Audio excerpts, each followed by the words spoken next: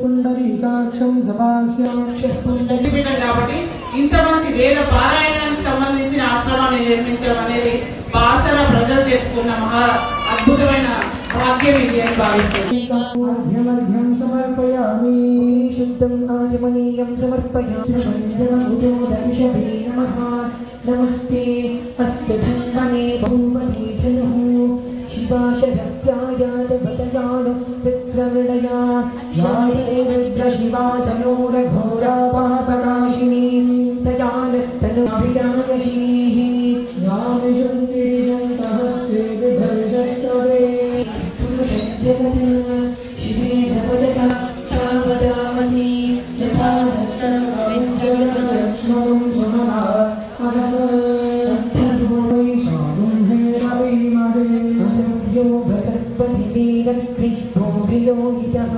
उतैनं गोपा अदृशन्नदृशन्नगहार्यः सहस्राक्षाय मे भुजे भूयेनमाश्रुतस्य निषङ्गतिः याते हेते दुष्टमहस्ते बभूव ते धनुः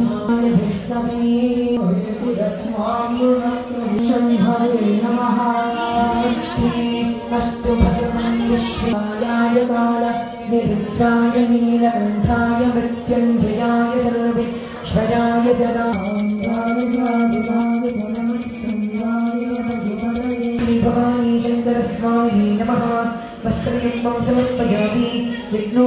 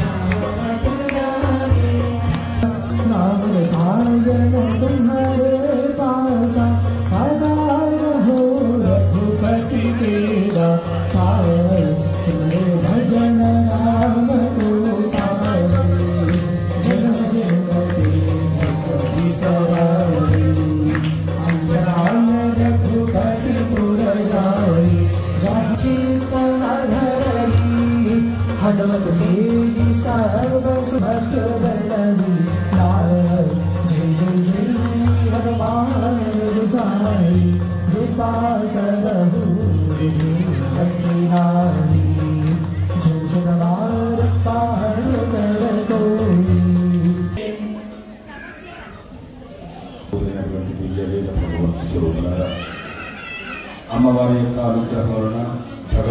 యొక్క దివ్య కృప వలన గోదావరం యొక్క చల్లని కరుణ వలన మనమందరం కూడా సుఖంగా క్షేమంగా ఆనందంగా జీవించాము, జీవిస్తున్నాము, ఇంకా జీవిస్తాము కూడా.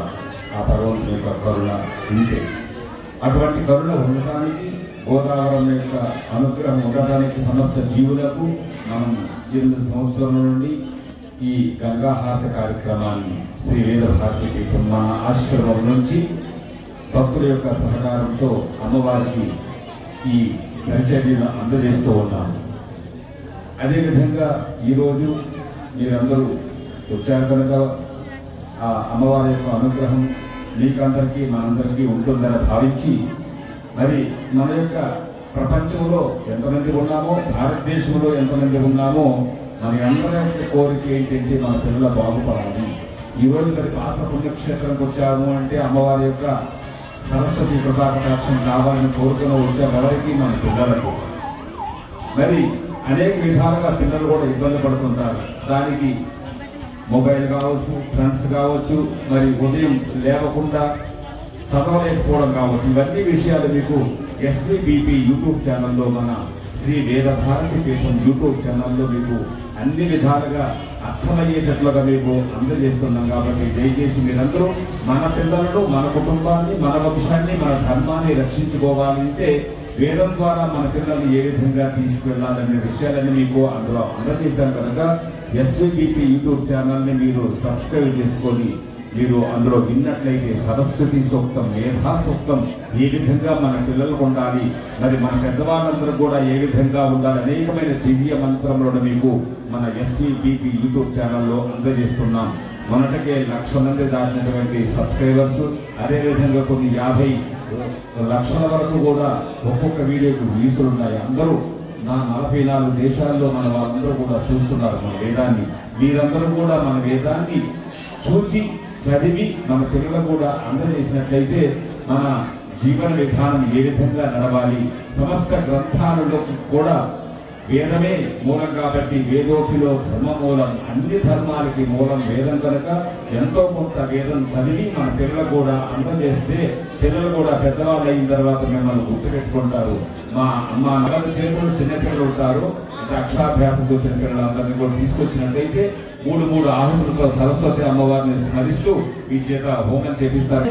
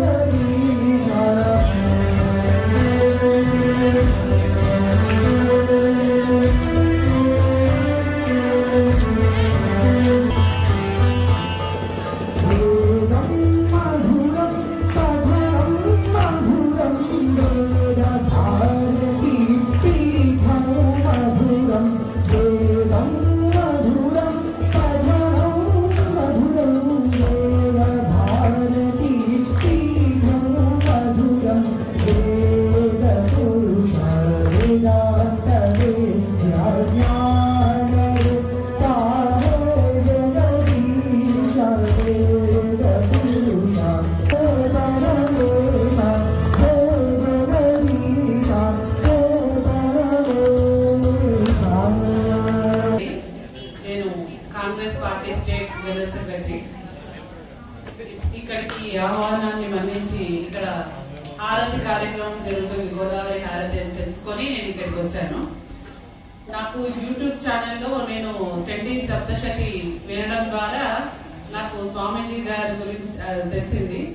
యాక్చువల్లీ నేను మొత్తం యూట్యూబ్ అంతా సెర్చ్ చేస్తే ఎక్కడైనా నాకు సప్తశతి క్లియర్ గా ఉంటుందా యూట్యూబ్ ఛానల్లో అనేది క్లియర్ గా నేను చూస్తే నాకు ఈ వేద భారతి విద్యాపీఠం ద్వారా వీళ్ళు యూట్యూబ్ ద్వారా మనకు సమర్పించిన సప్తశతి పారాయణం ఒకటి నాకు విద్యార్థులు చిన్న పిల్లల్ని పెద్దల్ని అందరినీ వేద విద్యలకు మంచి విద్యను అభ్యసించేలా ఒక ప్రేరేపణ కల్పించి దాని ద్వారా తద్వారా యూట్యూబ్లలో కూడా సప్తశతి అంతే కమర్షియల్ అయిపోయిన రోజులు ఇవి. అంటే ఒకసారి మనం చండీ పెట్టుకుంటే ఇంట్లో చండీ పారాయణం పెట్టుకున్నా చండీ హోమం పెట్టుకున్నా కూడా మనం చాలా ఎక్స్పెన్సివ్, దాన్ని మనం బేర్ చేయలేం. అలాంటి సందర్భాలలో ఇప్పుడు యూట్యూబ్ ఛానల్ ద్వారా ప్రపంచం అంతా ఉచితంగా మంచిగా అందరూ చండీ పారాయణం విని సప్తశతి విని తద్వారా వచ్చే లాభాన్ని ప్రతి కుటుంబం సంక్షేమంగా ఉండడానికి ప్రేరేపించే స్వామీజీ గారి పాద పద్మములకు నా నమస్కారాలు. సో ఇంత మంచి కార్యక్రమాలని అంటే ఏ స్వార్థము లేకుండా ఇప్పుడు గోదావరి హారతి అనేది ప్రపంచంలో 2 చోట్ల నేను ఇప్పుడు చూస్తున్నాను. మొదటిదేమో గంగా హారతి. గంగా హారతి ఏం చేసింది అని అంటే గంగా హారతి చేసి చేసి చేసి ఆఫ్టర్ దట్ గంగను ప్రక్షాళన చేసే పెద్ద మహాన్నత కార్యక్రమానికి నడుం బిగించేది. అంటే గంగ ప్రక్షాళనకు కూడా గంగా హారతి ఒక వంతు భాగమైంది. అలానే మన స్వామీజీ గారి గోదావరి హారతి అనేది స్టార్ట్ చేశారు. ఇది 2వ సారి నేను చూడడం. ఒకటేమో కాశీల గంగా హారతి, 2వది బాసర్ల గోదావరి హారతి. సో ఇంత మంచి కార్యక్రమానికి శ్రీకారం చుట్టిన మన స్వామీజీ గారు నిజంగా ఈ పుణ్య భాగంలో నన్ను కూడా పాల్పంచుకునేలాగా నా కుటుంబంతో నన్ను కూడా ఇన్వైట్ చేసినందుకు చాలా సంతోషిస్తున్నాను. ఇక్కడ చూస్తే చిన్న చిన్న విద్యార్థులు వేదము అనేది వెనకటి నుంచి ఇప్పటి వరకు చూసుకుంటే మన రాజుల కొడుకులు పిల్లలు వాళ్ళందరూ కూడా వేదాన్ని అభ్యసించడానికి ఆశ్రమాలకు వెళ్ళేవాళ్ళు. అప్పటి శిరస్సునే మళ్ళీ ఇప్పుడు కూడా వచ్చిందని మనం ఈ సందర్భంగా చెప్పుకోవచ్చు. అంటే వేదం ఏ ఒక కులానికి శాశ్వతం కాదు. నా నమ్మకం అయితే అదే, వేదం ఏ ఒక్క కులానికి కాదు. ఎవరైతే నేర్చుకుంటారో వేదం అదే అహం బ్రహ్మాస్మి అన్నట్టు ప్రతి ఒక్కరిది వేదం.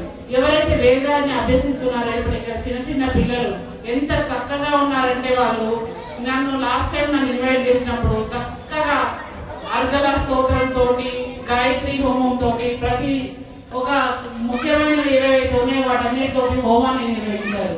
చిన్న పిల్లలు 9, 8, 7, 5 ఏళ్ల పిల్లలు కూడా వేదాన్ని చాలా అనర్గళంగా అభ్యసించడం గురువు గారి పట్టుదలకు, గురువు గారికి వేదం పట్ల ఉన్న భావనకు నేను నిజంగా ప్రశంసిస్తున్నాను ఈ సందర్భంగా.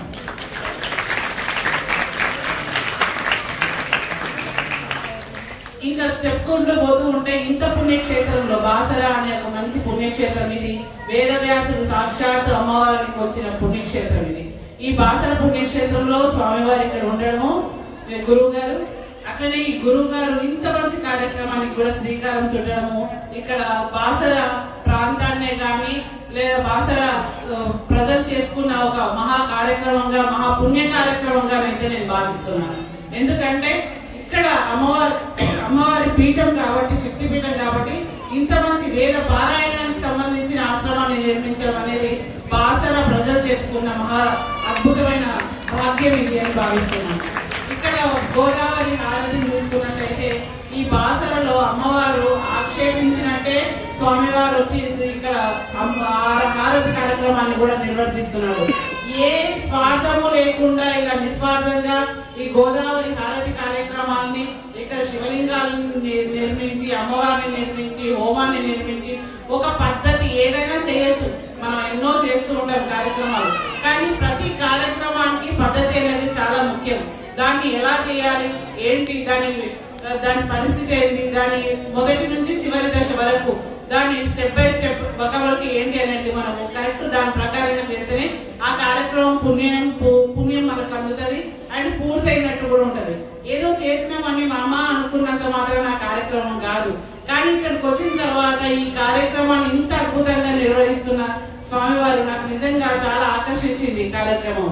ఎందుకంటే సాక్షాత్ త్రిమూర్తులు అమ్మవారు ఇక్కడ ఉన్నారు. గణపతి స్వామివారు ఎవరైతే ప్రపంచానికి మూలము, ఆ మూల శక్తి స్వరూపులందరూ ఇక్కడ సాక్షాత్ అమ్మవారి రూపాన, బాసర అమ్మవారి రూపాన ఉంది. ఇక్కడ గంగా హారతి దగ్గర ఇక్కడ ఉన్నారు, కొలువై ఉన్నారు. ఇప్పుడు హారతి కూడా వెలుగు అనేది ప్రపంచానికి పంచేది. ఆ వెలుగు ద్వారా ప్రతిదీ ప్రక్షాళన చేసుకోవచ్చు. అగ్నిదేవుడు ఏం చేస్తాడంటే మనిషిలో ఉన్న అర్షట్ వర్గాలని కూడా ప్రక్షాళన చేస్తాడు. అలాంటి గొప్ప హారతి కార్యక్రమాన్ని గోదావరికి అందించి స్వామివారు వినలేని పుణ్యాన్ని ఈ ప్రపంచానికి అందిస్తున్నాడు అనేది నా ప్రగాఢ విశ్వాసం. దీన్ని ఇంత ఆర్భాటంగా అద్భుతంగా చేస్తున్నందుకు ఈ గోదావరి హారతి, గోదావరిని అతి తొందరలోనే మనం మంచి ఉన్నత పరిస్థితిలో కూడా ఈ గోదావరి ప్రక్షాళనకు కూడా స్వామివారి నడుము బిగిస్తారేమో ఫ్యూచర్ లో. ఎందుకంటే అంత అద్భుతంగా గోదావరి మీద అంటే గంగా జలాన్ని ప్రక్షాళన చేయాలి అని అంటే హారతి ద్వారా మొదటి మెట్టు, ఆ తర్వాత నిదానంగా అన్ని మెట్లు ప్రారంభమవుతాయి. కాబట్టి ఇంత మంచి పుణ్య కార్యక్రమంలో నన్ను భాగస్వామ్యం చేసిన స్వామీజీకి, వారి పాదపద్మములకు నా నమస్కారం తెలియజేస్తూ థ్యాంక్ యూ స్వామీజీ. ఈ వేద పీఠానికి ఎప్పుడు ఎలాంటి అవసరం ఉన్నా, ఏది ఉన్నా కూడా క్షణంలో నేను నాకు సంబంధించిన సహకారాన్ని అందజేస్తానని ఈ సందర్భంగా నేను స్వామివారికి మాటిస్తూ సెలవు. Thank you so much. కుటుంబానికి అందరూ కూడా, మీకందరూ కూడా అమ్మవారి అనుగ్రహం ఉంటుందని భావించి చూడండి, మన ఎస్విబిపి యూట్యూబ్ ఛానల్లో కొన్ని లక్షలాది మంది తెలియకుండా మన వేదాన్ని, అదేవిధంగా మన సంస్కృతిని నేర్చుకుంటున్నారు. కనుక మీరందరూ కూడా, ఎందుకంటే మొదటి దైవం, మొదటి గురువు తల్లి తండ్రి, తర్వాతే దైవం, తర్వాతే గురువు. మొదటి దైవము, మొదటి గురువు కూడా అమ్మ నాన్న, తర్వాతే అందరూ. కాబట్టి ఏమి నేర్చుకోవాలనే కూడా వారిద్దరి దగ్గర నుంచే మనకు అందాలి. మరి వారిద్దరి దగ్గర నుంచి ఏమందాలి? వేదం అందాలి. వేదం అందాలంటే వాళ్ళకి వేదం అందాలి, వాళ్ళకి వేదం అందితే తద్వారా మనకు కూడా అందుతుంది. కాబట్టి మీరందరూ వచ్చినటువంటి వాళ్ళందరూ కూడా ఈ వేదాన్ని నేర్చుకున్నట్లయితే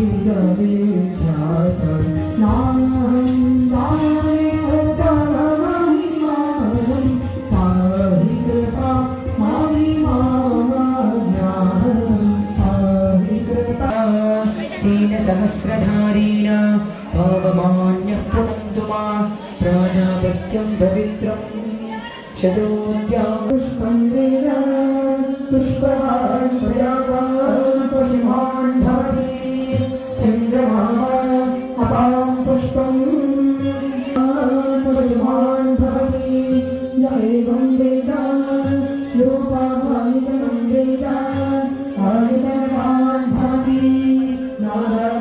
विद्महे वासुदेवाय धीमहि तन्नो विष्णुः प्रचोदयात् जाह्नवे च विद्महे भागीरथ्यै च धीमहि तन्नो गङ्गाः प्रचोदयात् ॐ श्री गङ्गामात्रे नमः वेदोक्तस्वर्णदिव्यमन्त्रपुष्पाक्षराञ्जलिं समर्पयामि नमस्करोमि अन्नपूर्णा स्वामी की श्री ज्ञान सरस्वती माता की गंगा मैया की गोदावरी माता की माता धर्म की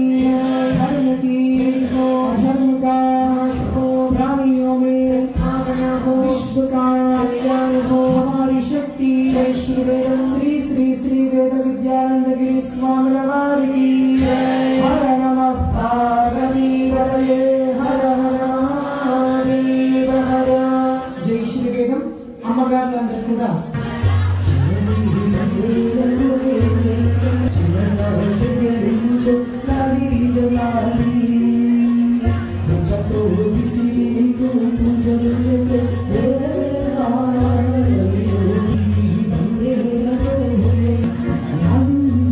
పాదుకలను స్పర్శించుకొని అందరూ కూడా స్వామి వారి పాదుకలను దర్శనం చేసుకొని తీర్థ ప్రకారి ఆధ్వర్యంలో మరియు శ్రీ వేద భారతి పీఠ వేద విద్యాలయం యొక్క ఋషి కుమారులు మరియు వాయించుకోగలరు. ఇటువంటి మహత్తరమైన గోదావరి భారతి కార్యక్రమానికి పత్రం పుష్పం ఫలతోయం అన్నట్టుగా మీకు తోచిన సహాయ సహకారాలు అందించి అమ్మవారి కృపకు పాత్రలు కాగలరు. సహాయం చేయదలిచిన వారు కౌంటర్ వద్దకు వెళ్ళి రసీదు పొందగలరు. జై శ్రీవేదం. జై శ్రీవేదం. ఈరోజు గోదావరి హారతి రామోహన్ రావు గారు గోదావరి హారతి కార్యక్రమ నిమిత్తంగాను 1116 అన్నదానానికి పరంగాను విద్యాదానానికి పరం అన్నట్టు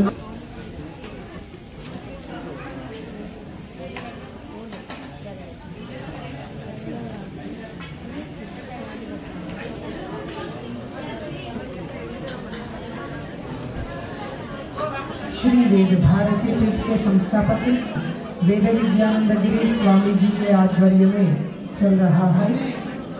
आपके बच्चों के उज्जवल भविष्य पढ़ाई के लिए अखंड सरस्वती माता का अनुग्रह प्राप्त करने के लिए जिह्वा पर सरस्वती बीज मंत्र सुबह 9 बजे से श्री वेद भारती पीठ में आयोजित किया गया।